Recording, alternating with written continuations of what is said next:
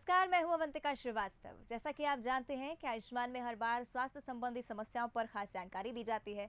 तो इसी कड़ी में आज हमारे साथ हैं डॉक्टर अमित कुमार झा, जो कि बंसल हॉस्पिटल में consultant urologist and kidney transplant surgeon हैं। डॉक्टर अमित, आपका बहुत बहुत स्वागत है बंसल न्यूज़ पर। नमस्कार, थैंक यू। चलिए, तो आज हम बात करने वाले हैं किडनी के कैंसर के बारे में और जानेंगे इसका इलाज। अगर आप भी इस बारे में कुछ जानना चाहते हैं तो कार्यक्रम के दौरान हमारे नंबर लगातार आपकी टीवी स्क्रीन पर फ्लैश हो रहे हैं, जिनके जरिए आप सीधे डॉक्टर अमित से सलाह ले सकते हैं। सबसे पहले डॉक्टर अमित, मैं आपसे समझना चाहूंगी, किडनी के कैंसर के आखिर कारण क्या क्या होते हैं? जी, सबसे पहले तो बंसल न्यूज़ के सभी दर्शकों को गणेश चतुर्थी की हार्दिक शुभकामनाएं। आज हम किडनी कैंसर के बारे में डिस्कस कर रहे हैं। तो कारणों की अगर हम बात करें तो कुछ रिस्क फैक्टर हैं, जैसे कि महिलाओं के कंपैरिजन में पुरुषों में यह कैंसर 3 गुना से भी ज़्यादा पाया जाता है। इसकी एज ग्रुप जो होती है वो 55 से 75 की एज ग्रुप में ये ज़्यादा पाया जाता है। और स्पेशली जो तंबाकू का सेवन करते हैं लोग, चाहे वो सिगरेट, बीड़ी किसी भी फॉर्म में हो, उनमें ये 2 से ढाई गुना ज़्यादा पाया जाता है। इसके साथ ही जो लोग उच्च रक्तचाप से पीड़ित हैं, यानी कि जिनको हाई ब्लड प्रेशर है, उनमें भी ये ज़्यादा मात्रा में किडनी कैंसर पाया जाता है। इसके बाद जो लोग पेन किलर्स का ज़्यादा इस्तेमाल करते हैं, ओवर द काउंटर खुद से ही पेन किलर्स ले लिया करते हैं, लंबे समय तक यूज़ करते हैं, उनमें किडनी कैंसर ज़्यादा पाया जाता है। कुछ केसेस में ये आनुवांशिक रूप से भी पाया जाता है, जैसे कि बच्चों में, या जिनको मल्टीपल ट्यूमर्स डेवलप होते हैं, दोनों किडनी में ट्यूमर्स डेवलप होते हैं, ऐसे केसेस में कोई ना कोई जेनेटिक एबनॉर्मेलिटी भी हो सकती है, जिसके वजह से यह कैंसर उनमें पाया जाता है। तो फिर आनुवांशिक भी एक कारण है। इसके अलावा जो पेशेंट्स जो डायलिसिस पे हैं कई सालों से और उनमें किडनी में सिस्ट डेवलप हो गई हैं, उनको तीसरे साल जब डायलिसिस का हो जाता है, उसके बाद ये किडनी कैंसर्स की इंसिडेंस जो है वो ज़्यादा पाई जाती है। तो ये कुछ रिस्क फैक्टर्स हैं किडनी कैंसर्स के। आपने अभी अभी जिक्र किया कि किडनी कैंसर उन लोगों में ज़्यादा देखा जा सकता है जिनको पेन किलर्स लेने की आदत होती है। अगर बात की जाए आमतौर पर, अगर कोई बीमार है और उसे मेडिसिन, जैसे डायबिटीज़ का पेशेंट है, रेगुलर मेडिसिन लेनी पड़ती हैं, तो उनके लिए भी आगे चलकर किडनी कैंसर का खतरा हो सकता है? जी, डायबिटीज़ से कोई डायरेक्ट रिलेशन तो इस्टेब्लिश नहीं है, पर डायबिटीज़ और हाइपरटेंशन 2 ऐसी बीमारियां हैं जो कि किडनी फेलियर का सबसे मुख्य कारण है। और किडनी फेलियर और उसके साथ किडनी में सिस्ट डेवलप होना, लंबे समय तक डायलिसिस पे रहना, ऐसे मरीजों में डेफिनेटली किडनी कैंसर का रिस्क नॉर्मल पॉपुलेशन से ज़्यादा रहता है। बिल्कुल, यानी कि ऐसे लोगों में किडनी कैंसर के होने की संभावना सबसे ज़्यादा होती है। लक्षण की बात की जाए तो क्या कुछ लक्षण है इस बीमारी के? तो जैसा कि हम जानते हैं, किडनीज जो है हमारे पेट के पिछले हिस्से में स्थित होती है, और ये बाकी ऑर्गन्स जैसे कि लीवर हो गया, स्प्लीन, आंतड़ियाँ हैं, पेंक्रियाज हैं, इन सब से ढकी हुई पीछे की तरफ लोकेटेड एक ग्लैंड होती है किडनी, जो हमारा ऑर्गन होता है। तो जब तक इसमें जो गांठ है बहुत ज़्यादा बड़ी साइज़ की नहीं हो जाती, तब तक हमें मालूम नहीं पड़ता है कि किडनी कैंसर हमें हो गया है। तो आजकल तो नॉन स्पेसिफिक जो कंप्लेंट्स होते हैं, गैस वैस की प्रॉब्लम या पेट में हल्का दर्द, उसकी वजह से अल्ट्रासाउंड और सीटी स्कैन का प्रयोग बहुत ज़्यादा बढ़ गया है। तो ज़्यादातर किडनी कैंसर्स जो हैं आजकल 60% या उससे भी ज़्यादा जो हैं इंसिडेंटली, यानी कि अल्ट्रासाउंड किसी और वजह से कराया गया और किडनी में गांठ मालूम हो गई, इसी तरह से डिटेक्ट होते हैं। पर फिर भी एडवांस स्टेज में, या जब किडनी की गांठ का साइज़ बहुत बढ़ जाता है, तब जो कॉमन लक्षण होते हैं वो पेशाब में खून आना, पेट में या बगल में साइड में दर्द होना, पेट में कोई गांठ फील होना, या फिर जब एडवांस स्टेज में ये कैंसर पहुंच जाता है तो वज़न कम होना, भूख कम लगना, हड्डियों में दर्द और खून की कमी, ये कुछ सिम्टम हैं जो एडवांस किडनी कैंसर में आते हैं। डायग्नोसिस में आपने बताया कि कुछ प्रॉब्लम्स आ सकती हैं। प्रोमिनेंट लक्षण की अगर बात की जाए तो कौन सा एक ऐसा लक्षण है जिसको देखते हुए लगता है कि बस अब डॉक्टर से कंसल्ट करना ज़रूरी है? जी, सबसे जो इम्पॉर्टेंट लक्षण मैं कहूँगा वो पेशाब में खून आना को कहूँगा। पेशाब में खून जब आता है तो वो काफ़ी स्पेसिफिक लक्षण होता है। तो वो यूरिनरी ट्रैक्ट में कहीं ना कहीं कोई या तो इन्फेक्शन या ट्यूमर या स्टोन, कोई ना कोई मुख्य बीमारी को ही दर्शाता है। इसलिए पेशाब जब लाल रंग का है तो इसको कभी भी इग्नोर नहीं करना चाहिए, और जितना हो सके जल्दी मेडिकल ट्रीटमेंट आपको लेनी चाहिए। बिल्कुल, अगर हम इलाज की बात करें तो क्या कुछ इलाज उपलब्ध हैं इस बीमारी के लिए? जी, इलाज के पहले तो हमें कैंसर की स्टेजिंग करनी होती है। स्टेजिंग मुख्य रूप से साधारण भाषा में करूँ तो 4 स्टेजेस होते हैं। पहला स्टेज जो है वो किडनी का ट्यूमर अगर 7 सेंटीमीटर से कम है और किडनी में ही है, तो उसको फर्स्ट स्टेज का कैंसर कहते हैं। दूसरा स्टेज अगर 7 सेंटीमीटर से बड़ा है और किडनी में ही है तो उसको सेकेंड स्टेज का कैंसर कहते हैं। तीसरा स्टेज अगर वो किडनी से निकल कर आसपास की चर्बी में, लिम्फ नोड्स में या खून की नसों में चला गया है तो इसको थर्ड स्टेज का कैंसर कहते हैं। और स्टेज 4 कैंसर जो होता है वो किडनी का कैंसर जब किडनी से निकल के दूसरे डिस्टेंट ऑर्गन्स जैसे कि हड्डी, लिवर, स्प्लीन, फेफड़े, किसी और ब्रेन, इस किसी भी अंग में अगर पहुंच गया है तो इसको स्टेज 4 कैंसर कहते हैं। ये स्टेजिंग जो है सीटी या एमआरआई के माध्यम से हो पाती है। इसके अलावा कभी कभी हम बोन स्कैन या पेट स्कैन का इस्तेमाल भी करते हैं। इसके अलावा कुछ ब्लड टेस्ट होते हैं जैसे कि complete blood count, liver function test, liver और रीनल फंक्शन टेस्ट, ये करके हम कंप्लीट जो है ओवरऑल पिक्चर जो है किडनी कैंसर की बता पाते हैं। ट्रीटमेंट की जहाँ तक बात करूँ तो जो इनिशियल स्टेज के कैंसर हैं, स्टेज 1, 2 और 3, ये कम्प्लीटली क्योरेबल हैं। किडनी कैंसर जो है वो एक प्योरली सर्जिकल बीमारी होती है। इसमें कीमोथेरेपी और रेडियोथेरेपी का बहुत ज़्यादा कोई रोल नहीं होता है। सर्जरी करके इन 3 स्टेजेस के कैंसर को कम्प्लीटली रिमूव भी किया जा सकता है और पेशेंट क्योर हो सकता है।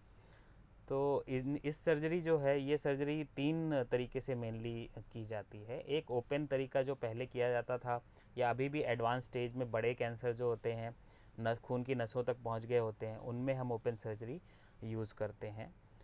दूसरा जो है पद्धति वो है लैप्रोस्कोपिक सर्जरी, जिसमें कि हम पेट के अंदर 3 से 4 छोटे छोटे छेद बनाते हैं, किडनी को पूरी तरह डिसेक्ट करते हैं और फिर एक बिलो द बेल्ट लाइन छोटा सा इंसिजन देकर इस किडनी कैंसर को शरीर से बाहर निकालते हैं। लैप्रोस्कोपिक सर्जरी जो है उसके एडवांटेज हैं कि ये इसमें घाव जो है जल्दी भर जाता है, पेशेंट को पेन कम होता है, पेशेंट हॉस्पिटल से जल्दी डिस्चार्ज हो जाता है और अपने काम पे भी जल्दी लौट सकता है। तो लैप्रोस्कोपिक सर्जरी इन्हीं कारणों के वजह से आजकल सबसे ज़्यादा प्रचलित है किडनी कैंसर के ट्रीटमेंट में। इसके अलावा कुछ सेंटर पे रोबोटिक पद्धति से भी किडनी कैंसर का इलाज किया जाता है। तो ये तो रही फर्स्ट 3 स्टेजेस की बात। 4th स्टेज में जब कैंसर पहुंच जाता है तो ट्रेडिशनली दूसरे कैंसर्स में हम जहाँ पे कीमोथेरेपी का इस्तेमाल करते हैं, जो कि बहुत टॉक्सिक होता है और उसके साइड इफ़ेक्ट्स भी बहुत होते हैं, किडनी कैंसर में ऐसा नहीं है। इसमें हम टारगेटेड मॉलिक्यूलर थेरेपी या इम्यूनोथेरेपी का इस्तेमाल करते हैं। ये एक स्पेसिफिक मॉलिक्यूलर दवाइयाँ हैं जो लेटेस्ट रिसर्च से इसको बनाया गया है। ये सिर्फ ओरली ली जाने वाली गोली है और इसमें 2 या 3 हफ्ते तक हम ये गोली देते हैं, फिर 1 हफ्ते तक पेशेंट को रेस्ट देते हैं। इसमें पेशेंट को हॉस्पिटल में एडमिट होने की ज़रूरत नहीं पड़ती है और इसके साइड इफ़ेक्ट प्रोफाइल भी कीमोथेरेपी से काफ़ी अलग और कम होते हैं। तो ये तो ट्रीटमेंट थी किडनी कैंसर की। किडनी कैंसर के 3 स्टेजेस के आपने जिक्र किया। जी अगर कॉम्प्लिकेशंस के बेसिस पर इन्हें बाइफरगेट करना चाहे तो क्या जी कुछ कॉम्प्लिकेशंस आपने नॉर्मली पेशेंट्स में देखी हैं? जी, अगर किडनी कैंसर शुरुआती स्टेज में डिटेक्ट नहीं हुआ या डिटेक्ट होने के बाद भी उसकी इलाज नहीं की गई तो ये फिर सबसे पहले तो आसपास के अंगों में फैलता है। तो किडनी के आसपास जहाँ की उसकी चर्बी है, उसके आसपास के लिम्फ नोड्स हैं और आसपास में बड़ी बड़ी किडनी के खून की नसें दौड़ रही हैं, तो ये बहुत ही वैस्कुलर ट्यूमर होता है, इसलिए खून की नसों में बहुत जल्दी ये फैलता है। तो हमारे शरीर के पेट में बीचों बीच एक इन्फीरियर वेना कावा नाम की बड़ी खून की नस होती है, उसमें ये ट्यूमर फैलते हुए ये कभी कभी हार्ट तक भी पहुंच जाता है। इवन आफ्टर, जब तक वो हार्ट तक पहुंच जाता है तब भी सर्जरी करके इसका कंप्लीट क्योर पॉसिबल है। इसीलिए मैं हमेशा दर्शकों को ये बताना चाहूँगा कि कितना भी एडवांस स्टेज तक भी अगर ट्यूमर पहुंच चुका हो तो भी हिम्मत नहीं हारनी है। इसकी लेटेस्ट जो टेक्निक्स हैं, सर्जिकल टेक्निक्स काफ़ी एडवांस हो चुकी हैं और इनमें एडवांस स्टेज ट्यूमर्स को भी आराम से ट्रीटमेंट करके और पेशेंट कम्प्लीटली जो है क्योर हो सकता है। अगर ये ट्रीटमेंट नहीं कराते हैं तो फिर एक के बाद एक ये कैंसर जो है दूसरे अंगों को इन्वॉल्व करता जाता है। ये लीवर, स्प्लीन, अतरियाँ जो हैं, हड्डियाँ हैं और कभी कभी तो ब्रेन तक भी ये ट्यूमर पहुंच जाता है और फिर उस केस में सर्वाइवल जो है बहुत मुश्किल हो जाता है। चलिए, इसी बीच डॉक्टर रमित, मैं आपको बता दूं, एक कॉलर भिलाई से रमेश हमारे साथ जुड़ जी चुके हैं। रमेश, आप अपना सवाल पूछ सकते हैं डॉक्टर से। जी नमस्कार। नमस्कार रमेश जी। मैं इस समय 74 ईयर्स का हूँ। जी और लगभग 15-20 साल से मैं एलोपैथी की दवाइयाँ कर रहा हूँ 3 कारण से। जी एक तो आर्थराइटिस का प्रॉब्लम था, एनलार्ज प्रोस्टेट ग्लैंड का कैंसर, और था हार्ट का प्रॉब्लम था। जी अब इतने दिन से दवाई खा रहा हूँ, तो मैं सिर्फ एक बात जानना चाहता हूँ, क्या इसका किडनी में कोई असर नेगेटिव होगा? जी जी मैं आपको बताना अब मैं चाहूँ। जी बता सकता, नाम नाम बताऊँ दवाई के? जी बता दीजिए। मैं कार्टिलामाइन मेनली लेता हूँ आर्थराइटिस के लिए, जी और कैल्शियम की गोली। जी एनलार्ज प्रोस्टेट ग्लैंड के लिए वो टामसुलिन जो आती है वो मैं लेता हूँ जी रेगुलरली। जी और हार्ट के लिए मैं कॉड लिवर ऑयल की कैप्सूल्स लेता हूँ। जी ये है। जी तो अभी तक जो आपने दवाइयाँ बताई हैं, इनमें से किसी का भी किडनी पे कोई कुप्रभाव ऐसा देखने सामने नहीं आया है। हालांकि आर्थराइटिस के मरीज़ कई बार over the counter painkillers लेते हैं। अगर पेन किलर्स लेते हैं तो उसको बहुत लिमिटेड टाइम के लिए और अपने डॉक्टर से सलाह लेके ही लेना चाहिए, नहीं तो उनका जो है ख़राब असर किडनीज़ पे ज़रूर पड़ सकता है। कुछ पेन किलर होते हैं जैसे कि पैरासीटामोल और ट्रामाडोल, ये आपके डॉक्टर आपको बताएंगे। साधारणतः अल्ट्रासेट के नाम से दवा आती है। ये जो है पेन किलर्स किडनी के लिए सेफ़ माने गए हैं, तो आप इनको इस्तेमाल कर सकते हैं। चलिए, आशा करते हैं रमेश को उनका जवाब मिल गया होगा। डॉक्टर अमित चर्चा को आगे बढ़ाएंगे। आपने जी इलाज के 3 तरीके बताए। जानना चाहूँगी इन तीनों तरीकों में से कॉस्ट फ्रेंडली कौन सा है, और कह सकते हैं ना कि सर्जरी के जी नाम से लोगों को डर लगता है, जी बिल्कुल। इजीली कौन सा मेथड क्योर कर सकता है? जी बहुत अच्छा सवाल आपने पूछा। प्राय जो पेशेंट्स हमारे क्लिनिक में आते हैं वो भी यही सवाल पूछते हैं कि जो है हम मतलब सर्जरी नहीं कराना चाहते या सर्जरी से बहुत डर लगता है। तो मैं उनको बताना चाहूँगा कि डर का सबसे बड़ा कारण क्या है कि हम जब ऑपरेशन कराने जाएंगे तो हमें पेन होगा, पहली बिल्कुल। बात। दूसरी बात जो है, हम एनेस्थीसिया से बाहर आएंगे कि नहीं, कहीं आईसीयू में तो नहीं चले जाएंगे, कोई कॉम्प्लिकेशंस तो नहीं हो जाएंगे। तो उनको ये बताना चाहूँगा कि मॉडर्न एनेस्थीसिया और अच्छी जगह कहीं पे भी अगर आप कराते हैं तो बहुत ही सेफ़ है पहली बात, और बिल्कुल ही पेन फ्री है। पेशेंट एकदम एनेस्थीसिया के इफ़ेक्ट में सो जाता है, जब तक वो जागता है तब उसका सर्जरी हो चुका होता है, उसको पता भी नहीं चलता है कि मेरे साथ क्या हुआ। ठीक है, तो पहली बात जो ऑपरेशन के दौरान पेन होगा, ये बात बिल्कुल दर्शकों को दिमाग से निकाल देना चाहिए कि ऑपरेशन के दौरान तो कोई भी कंप्लीटली ये पेनलेस प्रोसीजर है, बिकॉज आप पूरे जनरल एनेस्थीसिया में होते हो। उसके बाद पोस्ट ऑपरेटिवली ज़रूर हल्का फुल्का पेन होता है, उसके लिए हम ट्रीटमेंट आपको देते हैं, वो भी इजीली कंट्रोल हो जाता है। फिर इसके बाद दूसरा पार्ट जो है कॉम्प्लिकेशंस। अनफॉर्चुनेटली कॉम्प्लिकेशंस 100 लोगों का ऑपरेशन करते हैं तो 1 या 2 में कॉम्प्लिकेशंस ज़रूर हो सकते हैं। आजू बाजू के अंगों में चोट पहुंच सकती है, लंग्स से रिलेटेड कॉम्प्लिकेशन हो सकती है, ब्लीडिंग हो सकती है। पर हम अगर कुछ पाना चाह रहे हैं, अगर कैंसर का इलाज नहीं कराते हैं तो भी तो वो एक कॉम्प्लिकेशन है कि वो बढ़ता जाता है और हमें लाइफ को थ्रेटन करता है। तो कॉम्प्लिकेशंस की, सर्जरी की कॉम्प्लिकेशंस के बारे में जब आप सोचते हैं तो कुछ ना करने के कॉम्प्लिकेशंस को भी आपको ध्यान में रखना चाहिए। तो जब वो ऑप्शन ही नहीं है कैंसर जैसी बीमारी में, तो फिर हमें अपने सर्जिकल टीम पे पूरा कॉन्फिडेंस रख के और आगे बढ़ना चाहिए। ज़्यादातर जो कॉम्प्लिकेशन होते हैं वो ईज़िली मैनेजेबल होते हैं, होने के बाद भी उसका ट्रीटमेंट करके उसको कंट्रोल किया जा सकता है। तो इसलिए कोई भी तरह का भय नहीं रखना है दिमाग में। आजकल जितनी भी एडवांस टेक्निक्स हैं और एनेस्थीसिया हैं, आराम से इसका ट्रीटमेंट जो है सफलतापूर्वक संभव हो सकता है। बिल्कुल, यानी कि काफ़ी क्योरेबल डिसीज़ जी है और जी इससे डरने की ज़रूरत जी नहीं है। बिल्कुल। डॉक्टर अमित, कह सकते हैं कि किडनी स्टोन एक आम तौर पर प्रॉब्लम रहती है लोगों को नॉर्मली। जी किडनी स्टोन में भी काफ़ी पेन होता है। जी बिल्कुल। कैंसर के पेन को किस तरह से इससे डिफरेंशिएट करेंगे, या कह सकते हैं कि जिनको किडनी स्टोन है, क्या कैंसर की गुंजाइश उनमें ज़्यादा होती है?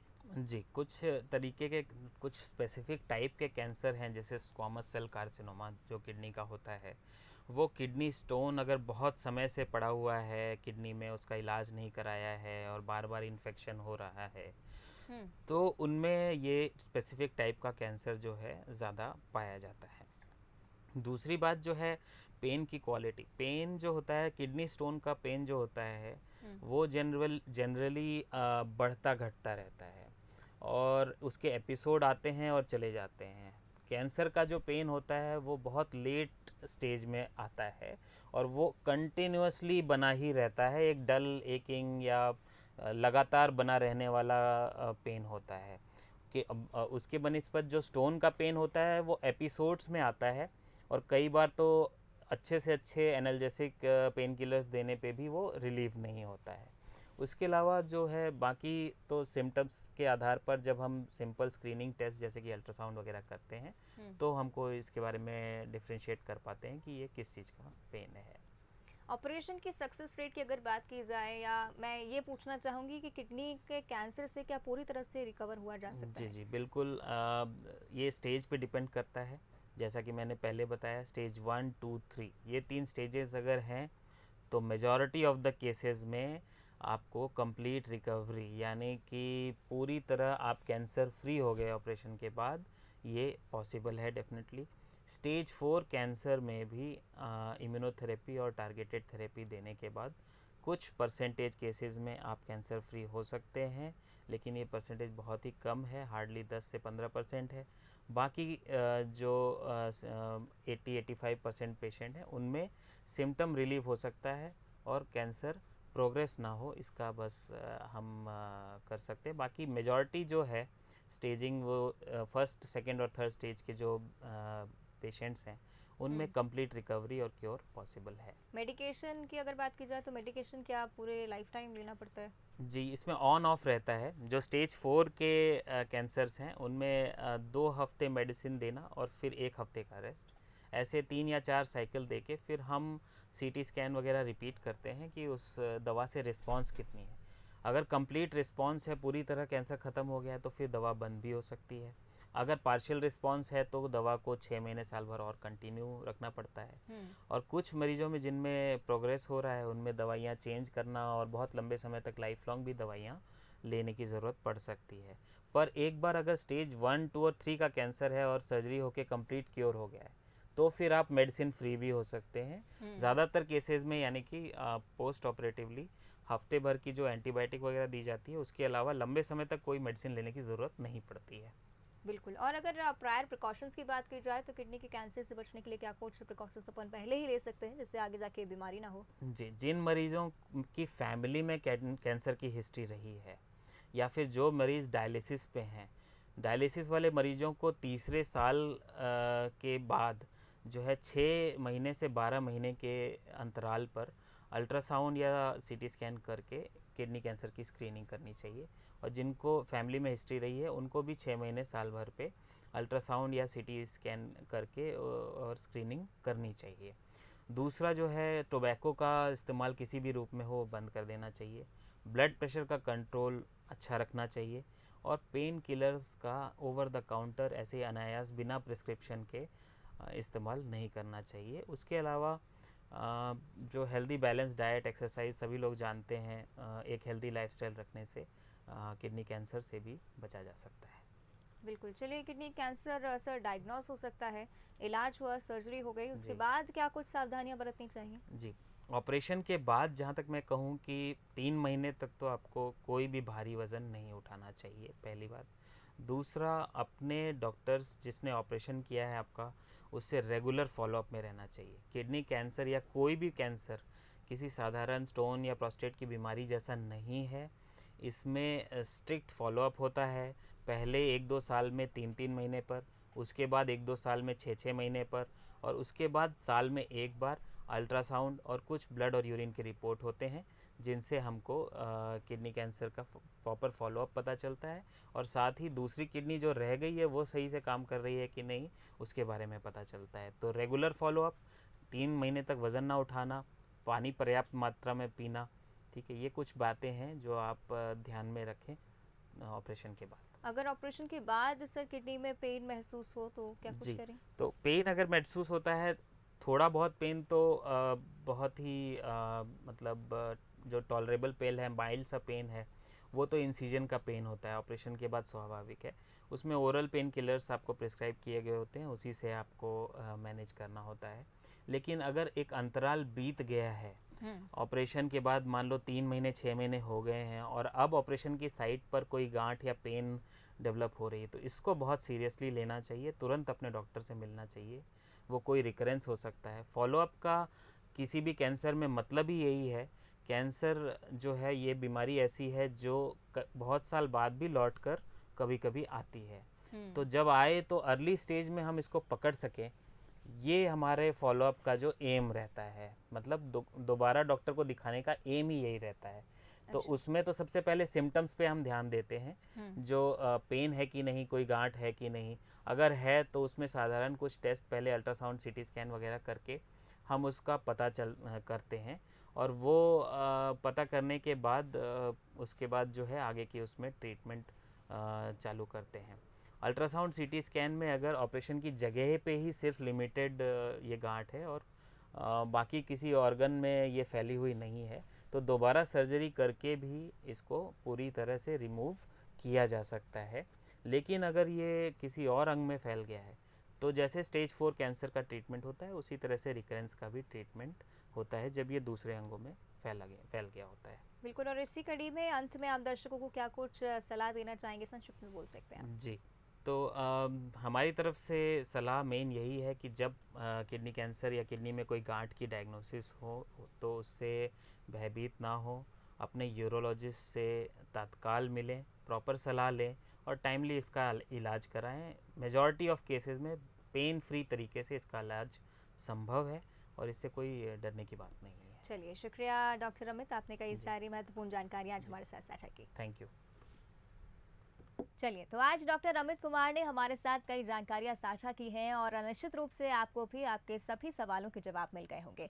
किडनी से जुड़ी समस्या को लेकर बिल्कुल भी लापरवाही ना करें और फौरन अपने डॉक्टर से संपर्क करें। स्वस्थ रहें, सुरक्षित रहें। इसी के साथ हमारी खास पेशकश में भी फिलहाल इतना ही। कल फिर हाजिर होंगे एक नई स्वास्थ्य संबंधी समस्या के उपचार के साथ। अब तक के लिए बने रहिए बंसल न्यूज के साथ।